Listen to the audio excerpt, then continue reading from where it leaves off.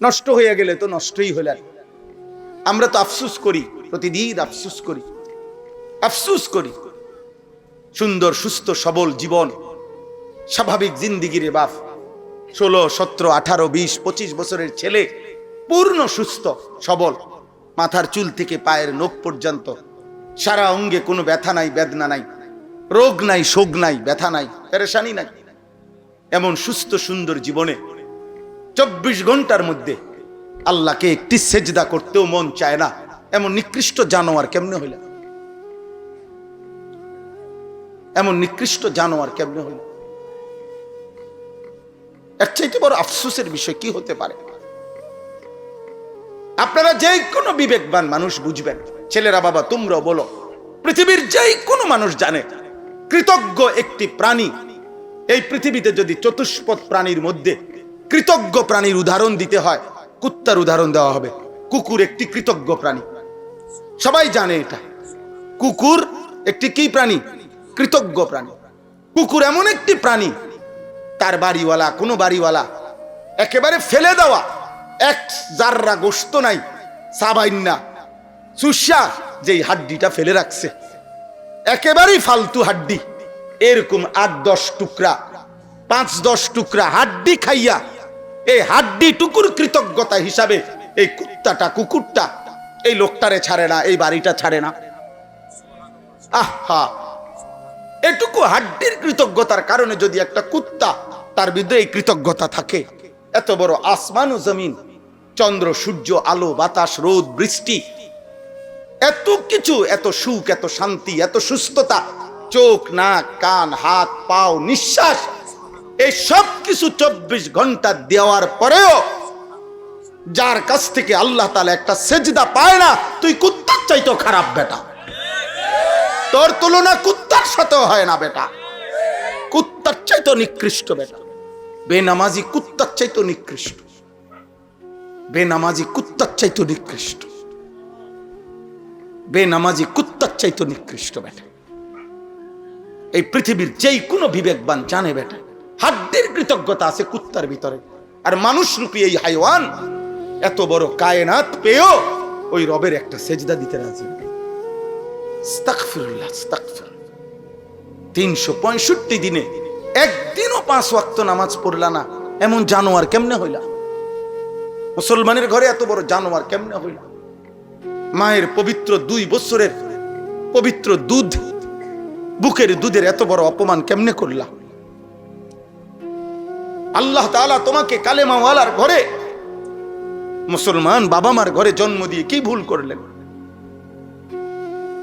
কি অপরাধ করলেন? তুমি মালিককে সেজদা দাও না?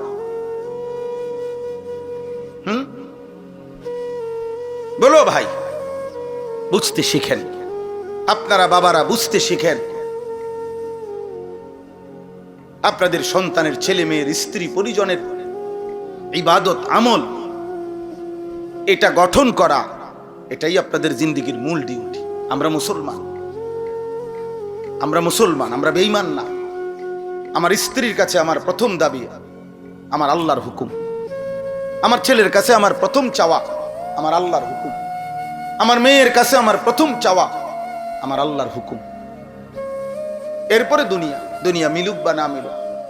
হাজার চেষ্টা করেও তো অনেক বাবা মা শেষ পর্যন্ত কষ্ট করছে ঠিকই, কিন্তু ছেলের খেদমত কপালে জোটে না, ছেলের বউয়ের 1 গ্লাস পানি কপালে জোটে না। আছে না এমন? কথা বলেন না কেন? তো কি লাভ হইল ভাই? না দিন শিখাইলেন, না নামাজ শিখাইলেন, না আল্লাহ চিনাইলেন, আবার তো আজকে দুনিয়াও হারাইলেন, দুনিয়াও হারাইলেন। মানুষের দ্বারা গপ মারিয়া কি লাভ? ঢাকা শহরে ফুলা বউ লইয়া থাকে, এটা মানুষের শুনাইয়া কি লাভ? হ্যাঁ, ঢাকা শহরে তো আমনের ফুট ছাড়াও তারও মানুষে থাকে, এটা তো আশ্চর্য কিছু না। ঢাকা শহরে থাকা তো বিরাট কোনো নিয়ামত না, ইটালি থাকা তো কোনো বিরাট নিয়ামত না। কারো একটা ফুট যদি ইটালি থাকলে এত বড় সৌভাগ্য। আমি প্রায়ই বলি, তো যারা কাফের বেঈমান পূর্বপুরুষ থেকে যুগ যুগ ধরে পুরা বংশ যাদের ইটালি, তো তারা কেমন কপাল, তারা বড় ভাগ্যবান। নাউজুবিল্লাহ। বোঝেন নাই কথাটা? আমেরিকা যদি থেকে বাংলাদেশ থেকে কারো ফুট যদি আমেরিকা গেলে এত ভাগ্য হয়, তো আমেরিকায় যারা জন্ম নিছে, হ্যাঁ তারা তো পুরাটাই ভাগ্য। এটা কথা হইল কোনো? এটা কোনো যুক্তি হইল? আল্লাহ আমাদেরকে হেফাজত করেন। ইজ্জত কিংবা সম্মান বাবা ছেলের আব্বা মনে রাখো, দুনিয়া ভোগ করিলে এটা সম্মান না। সম্পদ উপার্জন করতে পারা এটা সম্মান নয়। দুনিয়া জানোয়ারও ভোগ করে, এক কুকুরও দুনিয়া ভোগ করে, এক শুকরও দুনিয়া ভোগ করে, দুনিয়া হাইওয়ানও ভোগ করে, দুনিয়া চতুষ্পদ জন্তুও ভোগ করে, দুনিয়া বেঈমানও ভোগ করে, দুনিয়া মুশরিকও ভোগ করে, দুনিয়া নাস্তিক মুরতাদ 60 বছর 40 বছরে যে একদিনের জন্য স্বীকার করে নাই আল্লাহকে। এই পৃথিবীতে লক্ষ কোটি বেঈমান এমন আছে যারা আল্লাহ বলতে কিছু আছে মানে না, নাস্তিক বলে যাদেরকে। দেয়ার ইজ নো গড, ঈশ্বর বলতে কিছু নাই। আমি নিজ কানে শুনছি বেটা, ইউনিভার্সিটি পড়ুয়া, উচ্চ পড়ুয়া, এমন 4টা ছেলের সাথে আমি একবার 1 ঘন্টা কথা বলছি। ওদের পরিষ্কার বক্তব্য, ওদের বাবা মা মুসলমান, ওদের পরিষ্কার বক্তব্য যে আল্লাহ বলতে, ঈশ্বর বলতে কিছু আছে, হুজুর আমরা এটা টোটাল বিশ্বাস করি না। আমি এমন মানুষ দেখছি 1000 কোটি টাকার মালিক, একটি প্রাইভেট ব্যাংকের ভাইস চেয়ারম্যান, মারা গেছেন ওই ভদ্রলোক, কোটি কোটি টাকার মালিক ছিল। ওনার মুখে নিজে বলছে কবরের আযাবের যে ভয় হুজুররা দেখায় এটা মিথ্যা।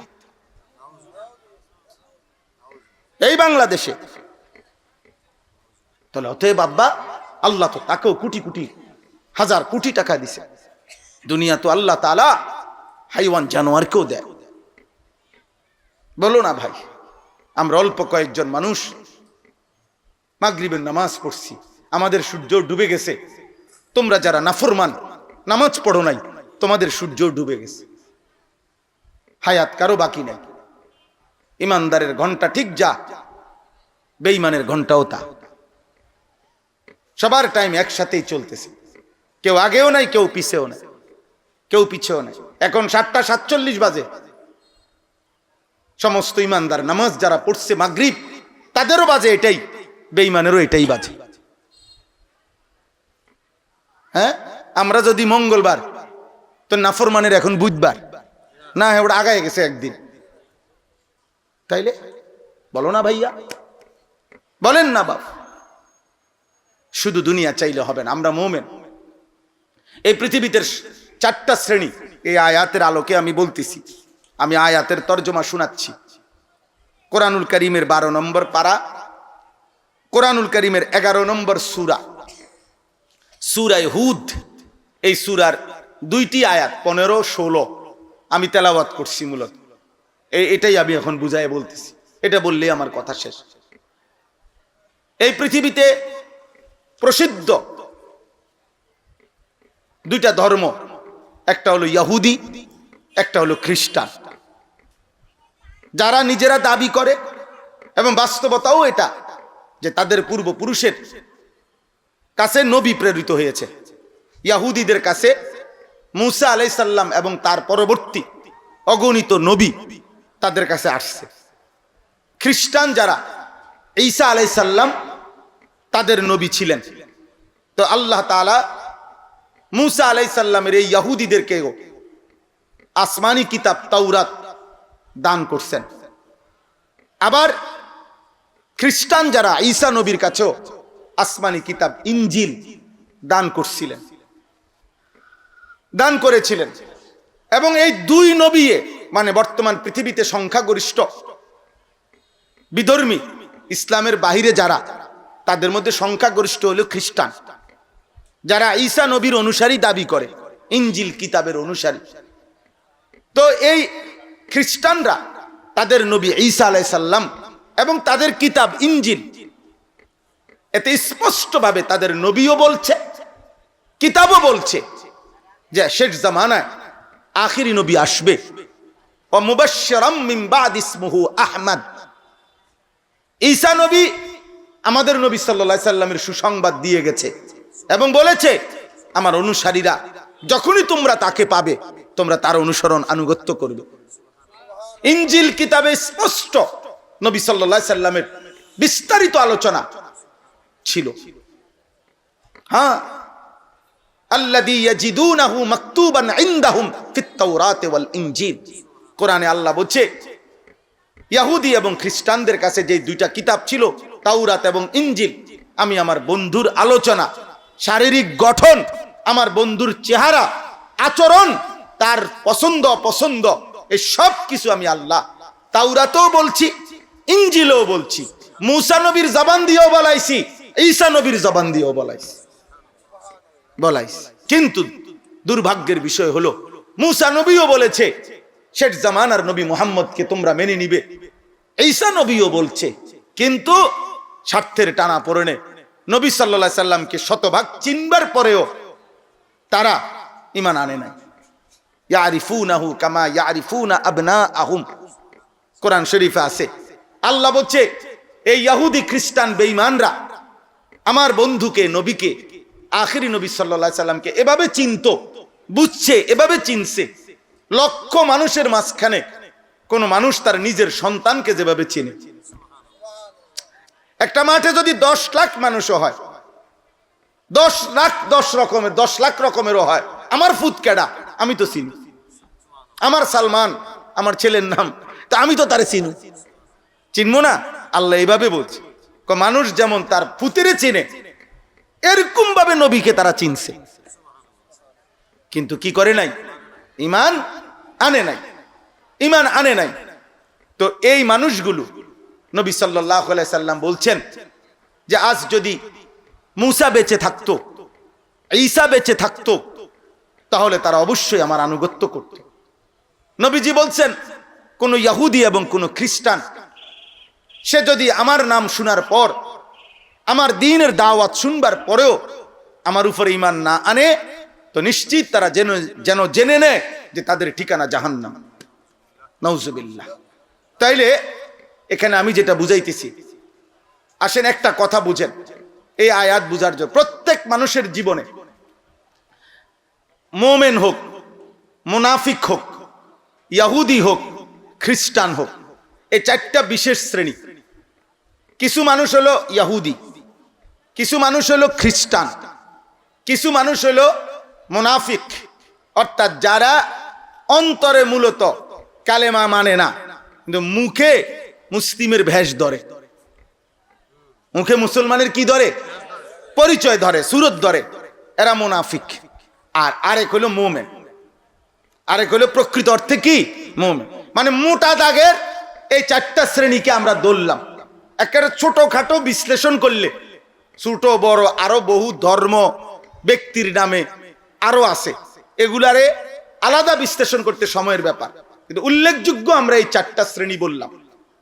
এই চারটা শ্রেণী প্রত্যেক মানুষ, প্রত্যেকেই এই দুনিয়ার জীবনে দুই ধরনের কাজ করে।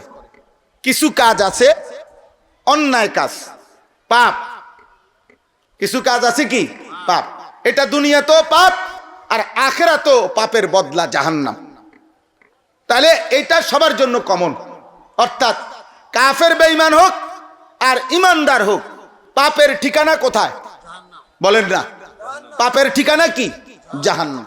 ওয়া ইন্নাল ফুজুরা ইয়াহদি ইলান নার, নবীজির বিশুদ্ধ হাদিস। প্রত্যেক গুনাহ টেনে নিয়ে যাচ্ছে জাহান্নামের দিকে। কিসের দিকে? জাহান্নাম। ফিরবার জন্য যদি সে কার্যকর ঈমান না আনে, তওবা না করে, আল্লাহ যদি মাফ না করে, তো যেই কোনো পাপের কারণে তওবা করে নাই অথবা আল্লাহ মাফ করে নাই, তাহলে নিশ্চিত তার ঠিকানা কোথায়? জাহান্নাম। তাহলে পাপের ঠিকানা জাহান্নাম, যেই করুক, ঈমানদার করুক আর বেঈমান করুক। গেল এটা বাদ। 2 নম্বর হলো প্রত্যেক মানুষই দুনিয়ার হায়াতে কম বেশি ভালো কাজ করে। কিছু কি করে?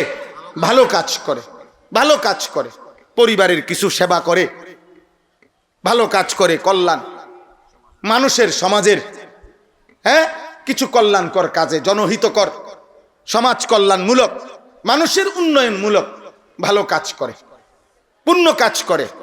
এই ক্ষেত্রে এই আয়াতের আলোকে বলতেছি, এই ক্ষেত্রে আল্লাহ তাআলা একটা মূল নীতি বলছে যে দুনিয়ার জীবনে এখানে 1 নাম্বার হলো, আবার ওই পিছনে আবার যান, প্রত্যেক খ্রিস্টান যত ভালো কাজই করুক, যত ভালো কাজই করুক, ঈমান না থাকার কারণে আখিরাতে ফলাফল শূন্য, বৃথা, জাহান্নাম ছাড়া আর কিছু নেই।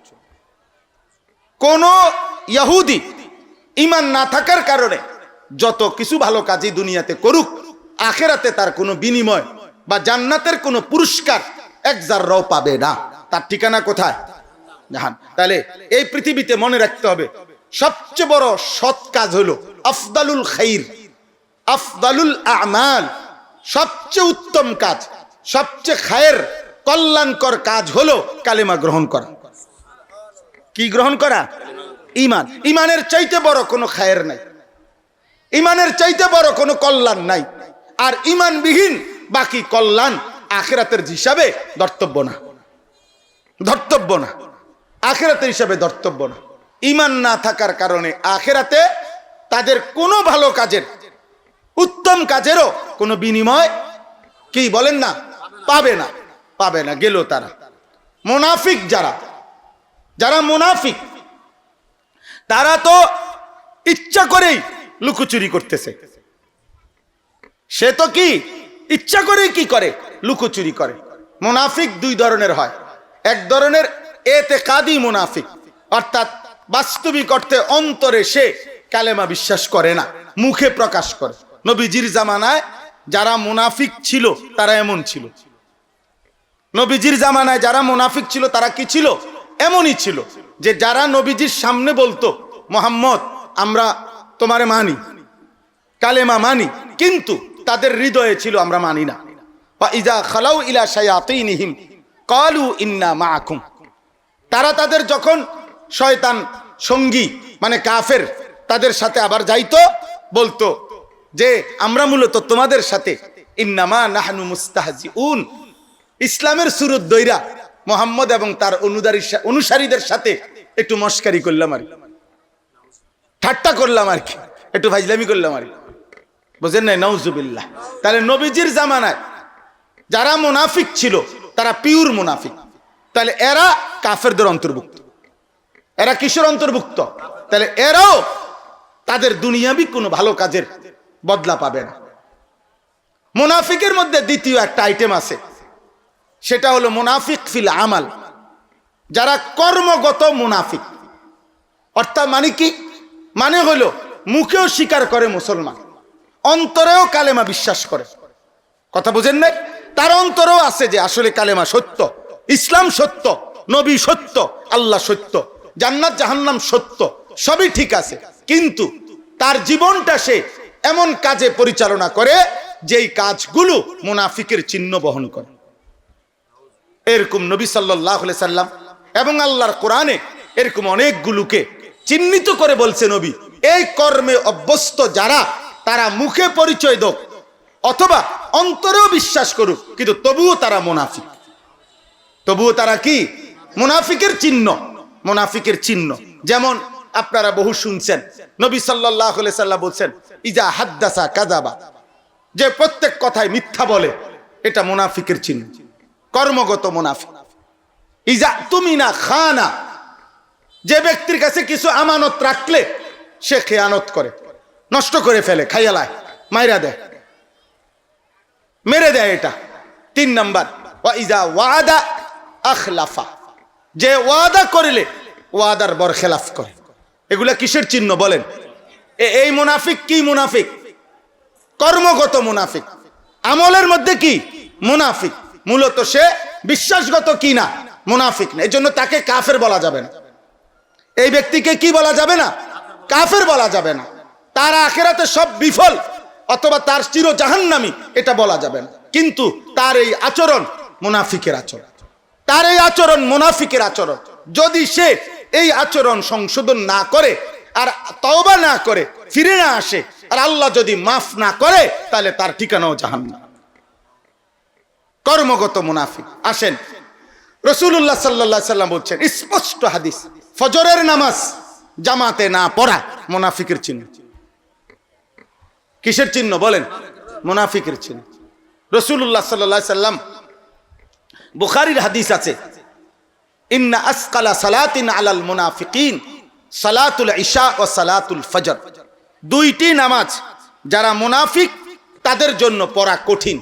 নবীজি বলছেন, বুখারী মুসলিমের হাদিস। দুইটি নামাজ, এক এশার নামাজ, দুই ফজরের নামাজ। ফজরের নামাজ। হযরত উবাই ইবনে কাব রাদিয়াল্লাহু তাআলা আনহু বলেন, নবীজি যার ইমানের ব্যাপারে, মানে নবীজির সামনে সে বলে মুসলমান, কিন্তু নবীর যদি সন্দেহ হইতো কাউরে, তো নবীজি তাকে স্পষ্ট হাদিস, তিনি বলেন নবীজি তাকে ফজরের নামাজে মসজিদের জামাতে তালাশ করতেন। খোদার কসম, হাদিসে আছে ফজরের নামাজের সালাম ফিরিয়ে প্রায় সময় নবী জিজ্ঞেস করতেন, আশাহিদুন ফুলান, অমুক কি এসেছে? কালু লা, সাহাবারা বলতেন না। আশাহিদুন ফুলান, অমুক কি এসেছে? নবীজি জিজ্ঞেস করতেন। সাহাবারা কেরাম বলতেন লা, না আসে নাই। আল্লাহর নবী তখনই বলতেন যে শোনো, নিশ্চয়ই যারা মুনাফিক তাদের জন্য এশা এবং ফজরের নামাজ পড়া কঠিন। তাহলে ফজরের অনুপস্থিত ব্যক্তিকে নবী সাল্লাল্লাহু আলাইহি সাল্লাম কি বুঝাইতে চাইছেন বলেন? বলো না ভাই, তোমরা বলো, নওজোয়ান ভাই, কি বুঝাইতে চাইছেন? মুনাফিক বুঝাইতে চাইছেন। যে তোমাকে সুপারিশ করবে তার কাছে তুমি তোমার পরিচয় বুঝা নাও। সুপারিশ তোমার আব্বার সম্পত্তি না, নবীর সুপারিশ তোমার বাপের সম্পত্তি না, নবীর সুপারিশ তোমার দুনিয়ার কোনো ফায়সালা না। নবী সাল্লাল্লাহু আলাইহি ওয়াসাল্লাম তোমার পরিচয় তো আগেই চিহ্নিত করে দিয়েছেন। আর তিনি কোথাও বলেন নাই, নবী কখনোই বলেন নাই যে আমি মুনাফিকের জন্য সুপারিশ করব, এ কথা নাই। আমি কাফেরের জন্য সুপারিশ করব, এ কথা নাই বাবা, এ কথা নাই। নবীর হায়াতে মুনাফিক সর্দার আব্দুল্লাহ ইবনে উবাই ইবনে সালুল, যে নিজেকে প্রতিদিন বলতো মুসলমান কিন্তু ছিল মুনাফিক, নবীজি তার ইন্তেকালের পরে এই উনার ছেলে, মানে মদিনায় যে মুনাফিক সর্দার ছিল তার ছেলে ছিল খাঁটি সাহাবী। মুনাফিকের ছেলেটা আব্দুল্লাহ ইবনে আব্দুল্লাহ, ছেলের নামও ছিল আব্দুল্লাহ, বাপের নামও ছিল আব্দুল্লাহ। আরব দেশে এটা এখনো রসুম আছে, একাধিক ব্যক্তির একই নাম। তিন ভাই, তিনজনের নাম মোহাম্মদ, মোহাম্মদ আল আউয়াল, মোহাম্মদ আসানি, মোহাম্মদ আসালেস। তারা নবীজির নামের এমন বরকত মনে করে, কখনো কখনো ৩-৪ ফুটের সবার নামে রাখে মোহাম্মদ। প্রথম মোহাম্মদ, দ্বিতীয় মোহাম্মদ, তৃতীয় মোহাম্মদ, এমনি বল, বুঝছেন নি, বরকতের জন্য। যাই হোক, তো এই ওনার ছেলে ছিলেন সাহাবী।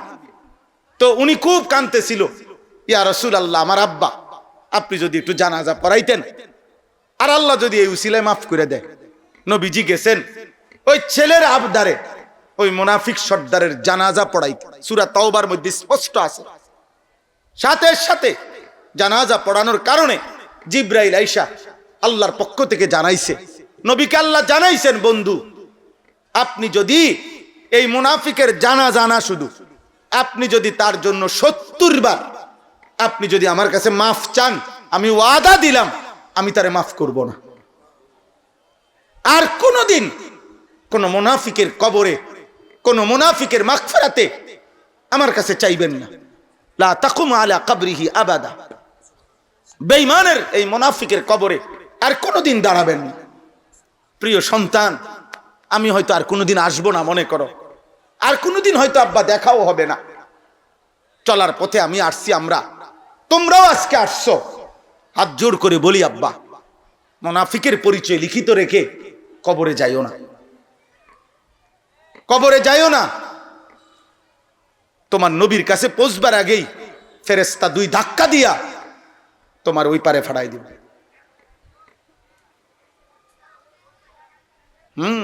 হাফেজে কোরআন সুপারিশ করবে, আলেমে দ্বীন, হাজী সাহেব, তোমার ছোট ভাই, এ তো পরের খবর। প্রথম সুপারিশ করার অধিকার তো শাফাআতে উজমা, যেটা বড় শাফাত, প্রধান সুপারিশকারী তো কে? নবী সাল্লাল্লাহু আলাইহি সাল্লাম। তার থেকে যদি ফেরেশতা, হাদিসে স্পষ্ট আছে, নবীজি বলেন আমার বহু উম্মত আসবে, আসতে চাইবে, ফেরেশতা ধাক্কা দিয়ে সরাই দিবে। নবী বলবে, হায় হায় আমার উম্মত, আসতে দাও। ফেরেশতারা বলবে, আপনি জানেন না ইয়া রাসূলুল্লাহ, আপনার পরে আপনার দিন 23 বছরের কলিজা ছেঁড়া কষ্টের দিন আপনার। যেই কালেমার জন্য, যেই কোরআনের জন্য আপনি তায়েফের রক্তে সারা দেহ রঞ্জিত করেছেন, আপনি পেটে পাথর বাঁধছেন, আপনার চোখে সারা রাত পানি ঝরছে, আপনার সেই 23 বছরের কলিজা ছেঁড়া পেটে পাথর বাঁধা রক্ত মাখা দিন, এ পুরা জিন্দেগি আপনার নাফরমানি করে আপনার বিরুদ্ধাচরণ করেছে। قد احدثوا بعدك قد غيروا بعدك। খোদার কসম নবী বলবে, সুহকান সুহকান লিমান গায়্যারা বাদি। দূর হ, দূর হ, তোরা যারা আমার পরে আমার দ্বীনকে বিকৃত করে দিলি, আমার কষ্টের 23 বছরের রক্ত মাখা দিন পালন করতে পারলি না, দূর হবে এটা, যা এখানে আসিস না। এরপরে নবীর সুপারিশটার কপালে জুটবে না, হাফেজ সাহেব হেতারে ব্যস্ত দিব নাকি? কথা বলেন না কেন? হ্যাঁ মৌলানা সাহেব আপনি দিবেন ব্যস্তের পরে, ব্যস্ত আপনার আব্বার। আমি জিজ্ঞাসা করছি একটা স্যারে, চাচা কোরআন শরীফ শুদ্ধ পড়তে পারেননি, হবে ডাকো আমার 3 নাতি হাফেজ, কেরামতি কয়। কি বুঝাইতে চাইছেন? মানে বেহেশতের বুঝ আছে, টেনশন করেন না, বুঝেন না? 60 বছরের বুড়া চা দোকানে বসে টেলিভিশনে নর্তকীর নাচ দেখে, বিড়ি সিগারেট খায়, কথায় কথায় গালি দেয়, বুড়া হয়ে গেছে, এখনো সুদ কিস্তি ছাড়ে না। আমনে বাপ সাহেব হইল নাতি হাফেজ, ফুত হাফেজ, ব্যস্তের বুঝ করে রাখছি, আপনি টেনশন করেন না হুজুর, বিড়ি খাইতে খাইতে ব্যস্ত যাম। হ্যাঁ হ্যাঁ, রসিকতা মনে করেন না। যদি ভুল বলি, আপনার হিম্মত থাকলে এখানে আসেন, জবাব দেন। আমনে বলেন, আমনে মৃত্যু পর্যন্ত পাপের উপরে মজবুত ফিরলেন না, তওবাও করলেন না, আল্লাহর কাছে মাগফিরাতও চাইলেন না, চোখের ফোঁটা পানিও ফেললেন না, প্রত্যেক গুনার উপরে রাইখা, যথাস্থানে রাইখা আপনি আপনি কবরে যাইতেছেন। আপনি কি বুঝাইতে চাচ্ছেন? কি বুঝাইতে চাইছেন বলো না ভাই? 17 বছরের যুবক, কে তোমার নিশ্চয়তা দিল তুমি আরো 40 বছর বাঁচবা? আমার সাথে যে গাড়িতে থাকে আমার ড্রাইভার, আমার খাদেম একটা ছেলে, এই দুইজনকে আমি আজকেও মাহফিলে রওনা দিয়া কথার প্রসঙ্গে বললাম যে 1 মিনিট পরে যে কথাটা বলতে চাচ্ছ যে ভাই আর আসতে 1 মিনিট লাগবে বা করতে আর 1 মিনিট লাগবে, আমি আজকেও বলছি সাবধান, এই 1 মিনিট সময় হাতের কাজ কথাটা বলতেও ইনশাআল্লাহ বলবা। জিজ্ঞাসা করেন, আজকেও বলছি যে আর 1 মিনিট লাগবে আসতে, না না, আর 1 মিনিটেরও নিশ্চয়তা নাই, 1 মিনিটেরও কি নাই, নিশ্চয়তা নাই। অতএব দয়া করে আমরা বুঝাইতে চাচ্ছি যে কর্মগত যদি কেউ মুনাফিক হয় কর্মের কারণে, অথচ সে তওবা করলো না, বুঝতেই চাইলো না, তাইলে আপনি আখিরাতে কেমনে বাঁচবেন? কেমনে বাঁচবেন বাবা? আপনার 60 বছরের গুনাহ রাইখা আমনে কবরে গেলেন, তওবাও করলেন না, ফিরলেনও না, গুনাহও ছাড়লেন না। আপনারে কে বুঝাইয়া দিল যে আমনের মরার পরে বুঝি আমনের 60 বছরের গুনার বদলায় চুরি, সুদ, কিস্তি, গালি, নাটক, সিনেমা, নর্তকী দেখা, বেপর্দা জিন্দিগি, হারাম রোজগার, এই সব কিছুর বিনিময়ে 1 লাখ টাকা খরচ কইরা গ্রাম চুক্তি মানুষ গোস্ত দিয়া ভাত খাবাই দিলে আমনে কে বুঝাইলো? কে বুঝাইলো? কোন হুজুরি বুঝাইলো? আমনে? কে বললো? বলেন বলেন বাবা, বলেন। ইনসাফ করেন, ইনসাফ। ঠেলাঠেলি করার দরকার নেই, আপনি ধাক্কা ধাক্কি, আমার কথা বুঝে না দিলে আপনি ফেলে দিয়ে বাদ দেন। আপনার কাছেও আমি আটকাইতাম না, আপনিও আমার কাছে আটকাবেন না, কিন্তু আমি আপনি দুইজনই আল্লাহর কাছে আটকাবো না, কি বলেন? আল্লাহর কাছে ফিরবো আমরা। কোরআনুল কারীমের সমস্ত জায়গায় আল্লাহ বলছে, ওয়া আনফিকু মিম্মা রাযাকনাকুম মিন ক্বাবলি আন ইয়াতিয়া আহাদাকুমুল মাউত। বারবার বলতে চাইছে বান্দার রিজিক আমি দিছি, আমার দেওয়া সম্পদ থেকে আমার রাস্তায় খরচ করো। এক্ষেত্রে বেশিবার বলছে আল্লাহ যে মৃত্যুর পূর্বে, মৃত্যুর পূর্বে। আরে আমি বাইচা থাকতে, আমি বাইচা থাকতে 1 টাকাও আমার দরকার এখন, আর আমার মরার পরে আমার নামে যদি গোটা পৃথিবীটাও দান করে দেয় আমার তো সমস্যা না, আমি তো মরিয়ে গেছি। বুঝেন নাই কথাটা? এই জন্য মৃত্যু পরবর্তী সাদাকা নিঃসন্দেহে সওয়াব, কিন্তু মনে রাখতে হবে জীবিত সাদাকা 1 টাকা মৃত্যু পরবর্তী 1000 কোটি টাকার চাইতে বেশি দাম। কারণ আমার তো অনেক টাকাও কি দরকার, আমার মরার পরে তো আমার গোটা দুনিয়াটাও আর কি নাই দরকার, দরকার না। এই জন্য দোস্ত, প্রিয় ভাই, শেষ হলো মুমিন। এবার আসেন যারা ইমানদার, বাস্তবিক অর্থেই মুমিন, কলিজা দিয়েও আল্লাহরে মানে, জবান দিয়েও মানে, আমলও করে, ওযু, নামাজ, রোজা, হজ, যাকাত, জিকির, তেলাওয়াত, দান, সাদাকা, জনহিতকর কাজ, আল্লাহর হক, বান্দার হক সবই আদায় করে। কিন্তু এই সব কিছুর মধ্যে মাকসাদ হলো রিয়া, মানে দুনিয়া, লোক দেখানো, অথবা দুনিয়াবি সম্মান, মর্যাদা, ইজ্জত, প্রভাব, প্রতিপত্তি, ক্ষমতা, এটা হাসিল করা। আল্লাহ তাআলা বলেন এদের জন্য আমি বললাম ইমানদার হওয়া সত্ত্বেও যেহেতু কর্মের মধ্যে, ভালো কাজের মধ্যেও আখিরাত নিয়ত করে নাই, আমার সন্তুষ্টির নিয়ত করে নাই, এরাও আখিরাতে গিয়ে দেখবে তারা বৃথা, তাদের পুরা জিন্দেগীর কর্ম নিষ্ফল। এই শেষ কথা। এই জন্য ইহুদি কোনো ভালো কাজের আখিরাতে বদলা পাবে না, খ্রিস্টান কোনো ভালো কাজের আখিরাতে বদলা পাবে না, মুনাফিক এতেকাদি হলে কোনো ভালো কাজের আখিরাতে বদলা পাবে না। কেন? ঈমান না থাকার কারণে। কেন বলেন না? আর কর্মগত মুনাফিক, যার কর্মে নেফাকের চিহ্ন, সে এই নেফাক থেকে তওবা না করলে, ফিরে না আসলে তো তার তো ঈমান আমলে হচ্ছে না, তাহলে আখিরাতে বদলা পাবে কি? সে তো আখিরাত চাচ্ছেই না, নাহলে এত লুকোচুরি করে কা? কথা বলেন না কেন? লুকোচুরি করে কেন? শুক্রবার হইলে 2 রাকাত নামাজ পড়ে, বাকি 6 দিনে 1 ওয়াক্ত নামাজও পড়ে না। তুমি কি বুঝাইতে চাইছো? তুমি চালাক আর আমরা চিরা খাই। কথা বলেন না কেন? তুমি কি বাটফারি বুঝাইতে চাইতেছো? কি তুমি শুক্রবারে 1 ওয়াক্ত নামাজ পড়ো আর আমরা পুরা সপ্তাহ 5 ওয়াক্ত নামাজ পড়ি? আমরা বেকল, হ্যাঁ, আমরা বেওকুফ, আমরা বেওকুফ। আপনি মাঝে মধ্যে 10-20 টাকা দানও করবেন, আবার আপনি হারামও রোজগার করবেন। আপনি কি বুঝাইতে চাইতেছেন? আমরা বেকল, আমরা বুঝি নাই। সাবধান, চালাকি করলে, কর্মগত মুনাফিকই যদি করেন, তাহলে চূড়ান্ত ভাবে ছেড়ে না দিলে গুনাহ, ফিরে না আসলে আল্লাহর দিকে, তো আমল হিসাবে, নেকি হিসাবে তো কি হবে না, কাউন্ট হবে না।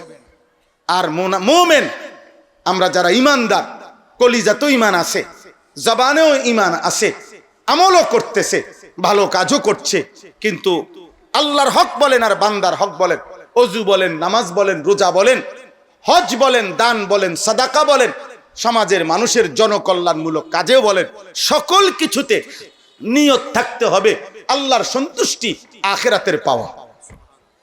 তাহলে আখিরাতে বিনিময় পাবেন। নাই তো এই মানুষগুলোর জন্য আখিরাতের নিয়ত না থাকার কারণে, আল্লাহর সন্তুষ্টির নিয়ত না থাকার কারণে আল্লাহ বলছেন এদের জন্য জাহান্নাম, এদের জন্য কি জাহান্নাম। এই কথা শেষ। এই কথাই এবার দেখেন, শুধু তরজমাটা বলি। মান কানা ইউরিদুল হায়াতাদ দুনিয়া ওয়া যিনাতাহা নুওয়াফি ইলাইহিম আমালাহুম ফিহা ওয়া হুম ফিহা লা ইউবখাসুন। আজানের যারা জবাব দিতে চাচ্ছেন, এখানে এখন আজান হইলে ওই আজানের জবাব দিয়েন, তাহলেও কোনো অসুবিধা হবে না। কথা বুঝছেন কিনা? জি, একাধিক মসজিদে একসাথে আজান হইলে আজানের জবাব দিবে কোন মসজিদের, কোন আজানের? নিয়ম হইল যে আজানের জবাব 2 রকম। এক হইল জবাবে কৌলি, মানে মুখে জবাব দিলাম, আরেকটা হইল জবাবে আমালি, অর্থাৎ কর্মে জবাব দিলাম। কর্মে মানে হইল নামাজের জন্য মসজিদে ঢুকলাম, বুঝছেন কিনা? তো এই ক্ষেত্রে উত্তম হইল এই কর্মে আমি যেই আমল যেখানে করব নামাজটা, ওইটার জবাবটা দাও। তা আমরা ইনশাআল্লাহ এখানেই এশার নামাজ পড়বো ইনশাআল্লাহ।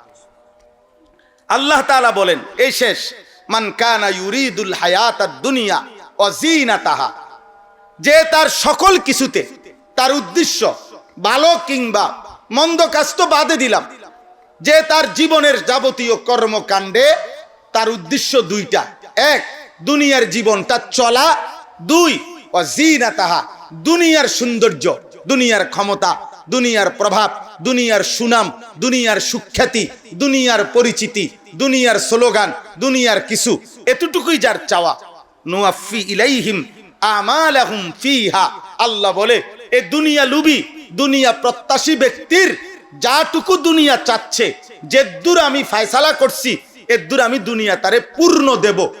অহুম ফিহা লা ইউবখাসুন, কম দেব না তোরে দুনিয়া দেমু বান্দা। শুধু বলে রাখবা উলাইকাল্লাযীনা লাইসা লাহুম ফিল আখিরাতি ইল্লান নার, আর আখিরাতে শুধুমাত্র জাহান্নামের আগুন ছাড়া আর কিছুই দেব না।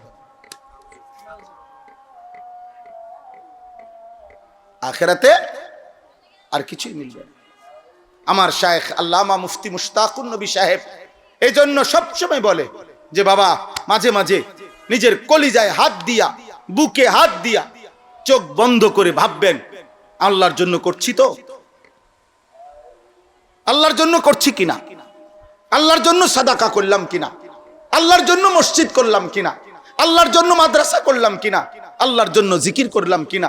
আল্লাহর জন্য নামাজ পড়ছি কিনা? নয়তো আখিরাতে কি হবে? লাভ হবে, লাভ হবে না। আমিও আপনিও ইখলাস বড় সাংঘাতিক। রাসূলুল্লাহ সাল্লাল্লাহু আলাইহি সাল্লাম বলেছেন, দুনিয়ার লোভে কারি কোরআন পড়ছে তো জাহান্নামে ফেলা হবে। দুনিয়ার লোভে মুজাহিদ যুদ্ধ করছে, দুনিয়াবাসী তাকে বিরাট কিছু বলবে তো জাহান্নামে যাবে। দুনিয়ার লোভে দানশীল দান করছে, আল্লাহর কসম নবী বলেন তাকে জাহান্নামে ফেলা হবে। এবং সবচেয়ে বড় কথা হলো আমরা স্পষ্ট কিতাবে পড়ছি, এই একটা হাদিস হযরত আবু হুরায়রা বর্ণনাকারী, এই সাহাবী সবচেয়ে বেশি হাদিস বর্ণনা করছেন নবীজির। হযরতে আবু হুরায়রা হাদিসে আছে, উনি শুধুমাত্র এই হাদিসটা বলতে গেলে যে দুনিয়ার লোভে যে কারি কোরআন পড়ছে তার জাহান্নামে ফেলা হবে, দুনিয়ার লোভে যে দানশীল দান করছে তার জাহান্নামে ফেলা হবে, দুনিয়ার লোভে যে আল্লাহর পথে যুদ্ধ করছে সে জাহান্নামে ফেলা হবে। আশ্চর্য হবেন, বিশ্বাস করেন এই হাদিসে আছে। এই একটা হাদিস এই আবু হুরায়রা যখনই বর্ণনা করতে চাইতেন, বলতে চাইতেন, উনি বেহুশ হয়ে যাইতেন। এমনও সময় গেছে হাদিসে আছে 4 বার 5 বার বেহুশ হয়ে যায়, উনি কইতারে না কথাই, ভয়ে বেহুশ হয়ে যায় প্রতিবারে। আহা, যদি আমার আমল আল্লাহ গ্রহণ না করে, যদি আমার বলা আল্লাহ গ্রহণ না করে। এই জন্য নামাজি বাবা, দানশীল ভাই, আল্লাহর বন্দেগী তো করতেই হবে আল্লাহর জন্য। কার জন্য বলেন না? ওয়া হাবিতা মা সানাউ ফিহা ওয়া বাতিলুম মা কানু ইয়ামালুন।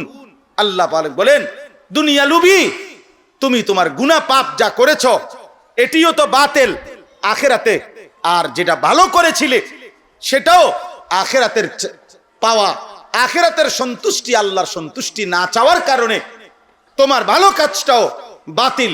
যদি কিছু দিয়ে থাকি তো দুনিয়ায় দেব, একটা ভালো গাড়ি বাড়ি, একটু সামাজিক মান মর্যাদা, দুনিয়াবি কিছু দিতে পারি আমি দেব, তবে আখিরাত দেব কি দেব না? বলেন না, আখিরাত দেব, আখিরাত দেব না, আখিরাত দেব না। অতএব এই দুইটা অংশে আমরা আমাদেরকে মিলাই। আমরা এখানে যারা আছি আলহামদুলিল্লাহ, ছেলেরা বাবা, দোস্ত, আবারও বলতেছি আমার এই শেষ 2-4 মিনিট কথা। 1 নম্বর কথা হলো আমরা বিশ্বাস করি হৃদয় দিয়ে যে আমরা যারা এখানে আছি, আমরা জবানে যেমন কালেমা স্বীকার করি, হৃদয়েও আমরা স্বীকার করি। ঠিক কিনা বলেন ছেলেরা ভাই? তোমরা ঠিক কিনা বলো? হৃদয়ে আল্লাহকে মানো তো ভাই? রাসূলুল্লাহ সাল্লাল্লাহু আলাইহি সাল্লামকে কলিজা দিয়া মানো তো? বলো না? তাইলে আমরা ইনশাআল্লাহ ধরে নিলাম আমরা সবাই মুমিন, আলহামদুলিল্লাহ। এখন আমাদের কর্মে আমাদেরকে প্রমাণ করতে হবে আমি কি মুনাফিক কিনা। নাকি মুমিন? এক। দুই, আমি যদি মুনাফিক না হই, মুনাফিকের চিহ্ন বহন করে যেগুলো, এগুলো আমার কাছে নাই।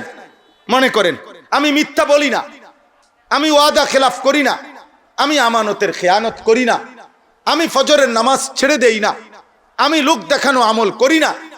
মনে করেন এগুলো আমার মধ্যে নাই, ধরে নিলাম।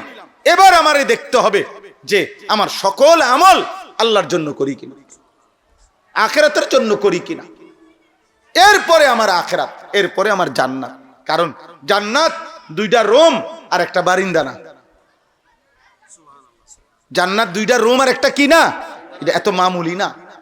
জান্নাত সর্বনিম্ন সবচেয়ে ছোট জান্নাত 10 দুনিয়া বরাবর। সর্বশেষ যাকে নবী বলছে আল্লাহ জান্নাত দিবে, তার শেষ জান্নাতটা হলো 10টা দুনিয়া বরাবর। আর দুনিয়া ও আশারাতু আমসালিহা, 10 দুনিয়া বরাবর, 10 দুনিয়া বরাবর, 10 দুনিয়া বরাবর। অতএব আজকে ছেলে পেলে ভাই, এই তারবিয়াতুল বানাত অর্থ হলো মুসলমানের কন্যা, মুসলমানের বোন, মুসলমানের নারীকে আখলাক শিখানো, দিন শিখানো, আল্লাহ চিনানো, আখিরাত চিনানো। একটা ছেলে বলেন, একটা মেয়ে বলেন, আল্লাহ নবী সাল্লাল্লাহু আলাইহি সাল্লামের ওয়াদা এটা, মুসলমান যে ঈমানদার তার সন্তান স্ত্রী পরিজনকে আল্লাহর পথে চালাইতে, হালাল হারাম চিনাইতে, পাক নাফাক চিনাইতে, দিন শরীয়ত আল্লাহর বিধান শিখাইবার জন্য কষ্ট করছে। আল্লাহ নবী সাল্লাল্লাহু আলাইহি সাল্লাম ওয়াদা দিবেন যে আল্লাহ তাআলা তার জন্য জান্নাত রেডি করে রাখছে। নবীজি বলছে যে তার 3টা কন্যা, যে ব্যক্তি তার 3টি কন্যাকে আল্লাহ নবী বলছে আখলাক শিখাইছে, আদব শিখাইছে, ঈমান শিখাইছে, ইলম শিখাইছে, আল্লাহর কোরআন শরীয়তের বিধান শিখাইছে, আল্লাহ নবী বলছে ওই 3 নারী, ওই 3 কন্যা তার কিয়ামতের দিন জাহান্নামে যাওয়ার ক্ষেত্রে প্রতিবন্ধক ঢাল হয়ে দাঁড়াবে। সাহাবী জিজ্ঞেস করছে, ইয়া রাসূলুল্লাহ যদি 2টা মেয়ে হয়? নবীজি বললেন 2টা মেয়ে হলেও হবে। সাহাবী জিজ্ঞেস করছে একটা যদি হয়? বলছে একটা হলেও হবে, একটা হলেও হবে। আল্লাহর নবী বলছেন রাসূলুল্লাহ সাল্লাল্লাহু আলাইহি ওয়াসাল্লাম যে তার 2টা কন্যাকে, মেয়েকে ঘৃণা করে নাই, বরং আখলাক শিখাইছে, ঈমান শিখাইছে, ইসলাম শিখাইছে। খোদার কসম নবী বলছে ওই মেয়ের বাপ আর আমি মুহাম্মদ এই 2 আঙ্গুল যেমন পাশাপাশি, জান্নাতে এমন পাশাপাশি থাকবে।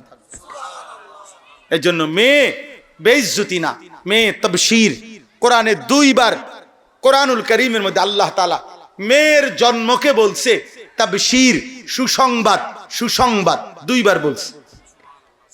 কন্যা জন্ম নেওয়া কারো ঘরে এটা লাঞ্ছনা না, বেইজ্জতি না, অপমান না, এটা ঘৃণা না। ওই স্বামী, ওই পুরুষ অপদার্থ, ওই স্বামী অপদার্থ। তুই বেটা মানুষ হওয়ার অযোগ্য, যার ঘরে, যার স্ত্রীর গর্ভে মেয়ে হওয়াতে নাক ছিটকাইছে, মুখ খারাপ কালো করে ফেলছে, চেহারা বিকৃত করেছে, তুই মানুষ নামের কলঙ্ক বেটা, তুই মানবতার দুশ্মন বেটা, তুই তো তোর মায়েরও দুশ্মন। কারণ তোর মাও তো কন্যাই ছিল, তোর বাপ মায়ের বাপের কন্যা ছিল না। সেই মা যদি পৃথিবীতে না আসতো তো তুমি আসতা কেন? কথা বলেন না কেন? তোমার স্ত্রীও তো আরেকটা মহিলার কন্যা, তোমার স্ত্রী তো তোমার শাশুড়ির মেয়ে। তো তোমার স্ত্রী যদি, তোমার শাশুড় শ্বশুর যদি মেয়ের আগমন না চাইতো তো তোমার বিবি আসতো কোরআন থেকে? কথা বোঝেন নাই আপনি? অতএব পুরুষ কিংবা কন্যা, ছেলে কিংবা মেয়ে, এটা কোনো দূষণীয় কিছু না, এটা কোনোটাই লজ্জার কিছু না, এটা বেইজ্জতি না, এটা অপমান না। বিয়ে দেওয়া যদি কষ্ট করে হয়, বিয়ে দিতে কষ্ট হবে, তো তুমি বিয়ে করলা কেন? তুমি বিয়ে করলা কেন? তোমার বিয়ে কষ্ট হয়েছে না, তো তোমার মেয়ের বিয়ে কষ্ট হবে কেন? এই জন্য এটা কোনো কথা না। আল্লাহর উপরে ভরসা রাখলে, তাকওয়ার উপরে চললে নারী ইজ্জতে। আল্লাহ কোরআনে ওয়াদা দিছে, নেককার নারীর বদৌলতে আমি আল্লাহ মুমিনের ঘর পবিত্র করে দেব। এটা আল্লাহর। এই ছেলে, এই বেটা বেয়াদব বেটা, এই মোবাইলটা নামান, আহাম্মক কোথাকার। তোমরা বললা না কেন ভাই? এতক্ষণ তোমরা শুনছো না?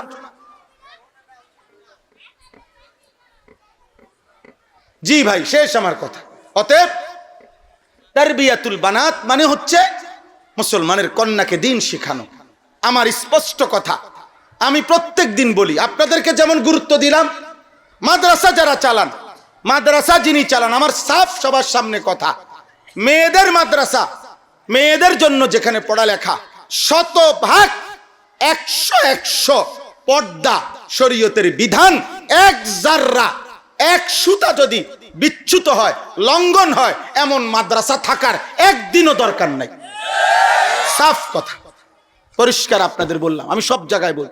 অতএব মাদ্রাসার সাথে সম্পৃক্ত যারা আছেন, মাদ্রাসার যেই চালান, আমার পরিষ্কার কথা, আল্লাহর বিধান, শরীয়তের বিধান, পর্দা, কন্যার পর্দা, তার এক সুতা এক চুল লঙ্ঘন হতে পারবেন নাই। তো না পারলে, যদি পারবেন না মনে করেন, বন্ধ করে দিবেন। উসমানী দামাত বারাকাতুহুম, পৃথিবী বিখ্যাত মানুষ, ওনার আব্বা মুফতি শফি রহমতুল্লাহ আলাইহি, গোটা পাকিস্তানের মধ্যে সবচেয়ে বড় মাদ্রাসা যাদের, দারুল উলুম করাচি, আমি নিজ চোখে দেখে আসছি 2024 সালে। তো দারুল উলুম করাচি গোটা পাকিস্তানের শ্রেষ্ঠ মাদ্রাসা। ওনার আব্বার ওসিয়তনামা আছে, মুফতি শফি রহমতুল্লাহ আলাইহি বলছে, ওনার ছেলেকে বলে গেছে, ছেলেদেরকে, তাকি উসমানী, সারা পৃথিবী বিখ্যাত আলেম, বলছে, বাবা আমার এই মাদ্রাসা, এই দ্বীনি প্রতিষ্ঠান, এটা আমি কোনো দোকান খুলে যাই নাই যে এটা যে কোনো মূল্যে বংশের পর বংশ টিকাইয়া রাখতে হবে, এটা দোকান না। যদি কোনোদিন দ্বীন শরীয়ত আল্লাহর বিধান লঙ্ঘন করতে হয় মাদ্রাসা চালাইতে গিয়ে, তাইলে তিনি স্পষ্ট বলছেন, আমি ওসিয়ত করে গেলাম, সেদিন তালা মাইরা বন্ধ দিয়া চলে আসবে। আখিরাত কি হইতে পারবে না?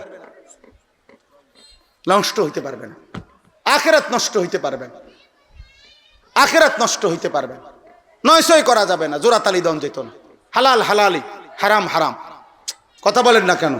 যেটা হালাল এটা হালাল, যেটা হারাম এটা হারাম, যেটা নেকি এটা নেকি, যেটা গুনাহ এটা গুনাহ।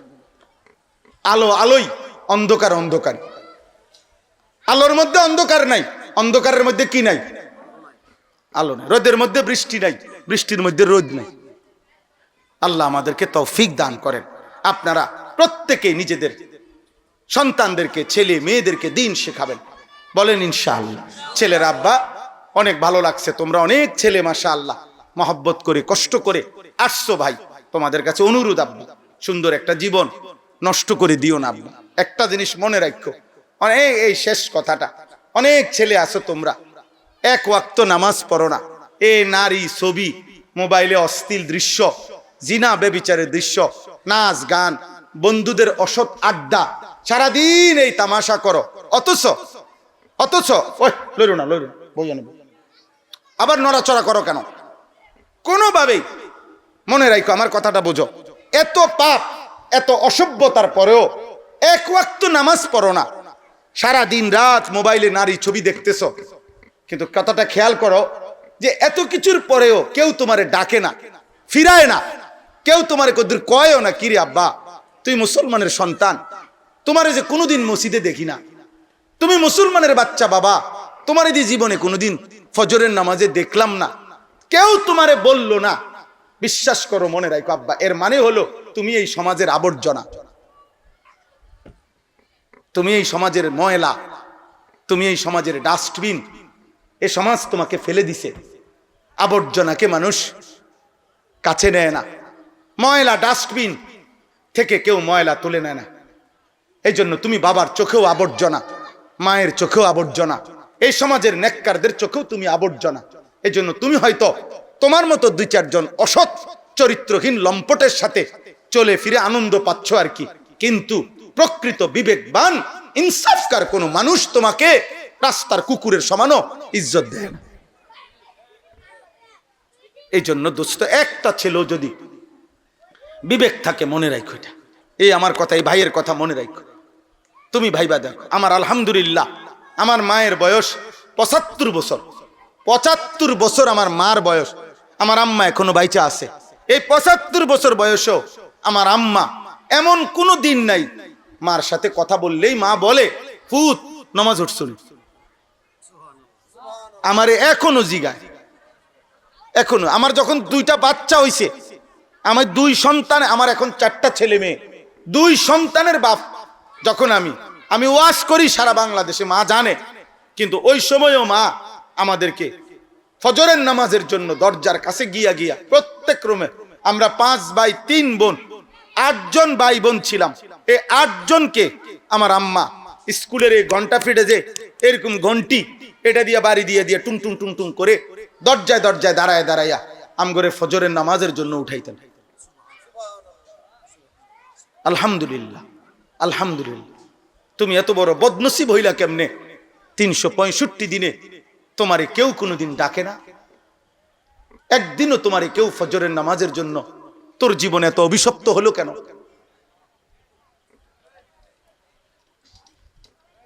বলো না রে বাপ, তোমার জীবনে এত অভিশপ্ত হলো কেন? এত বড় বদনসিব হলি কেন যে এমন একটা মাও কি জুটলো না, এমন একটা বাপও জুটলো না যে তোকে ফজরের নামাজের জন্য জাগাবে, আল্লাহর কথা মনে করাবে?